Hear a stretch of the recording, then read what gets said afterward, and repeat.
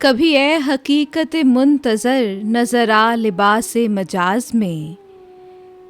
कलाम अलामा इकबाल, आवाज़ सादिया रफ़ीक, पेशकश दानिश सरा।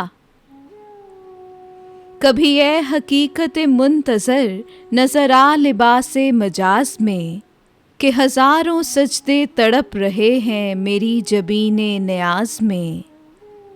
तरब आशनाए खुरूश हो, तू नवा है महरम गोश हो।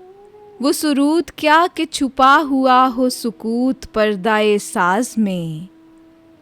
तू बचा बचा के न रख इसे, तेरा आईना है वो आईना कि शिकस्ता हो तो अजीज तर है निगाह आईना साज में। दमे तौफ किरम के शम्मा ने ये कहा कि वो असरे कोहन, न तेरी हिकायत सौज में न मेरी हदीसे गुदाज में।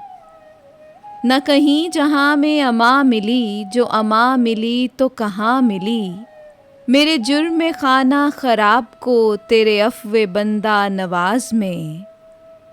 ना वो इश्क में रही गर्मियाँ, ना वो हुस्न में रही शोखियाँ, ना वो गज़नवी में तड़प रही, ना वो ख़म है ज़ुल्फ़े अय्याज़ में। जो मैं सर बसजदा हुआ कभी तो ज़मीं से आने लगी सदा, तेरा दिल तो है सनम आशना, तुझे क्या मिलेगा नमाज में।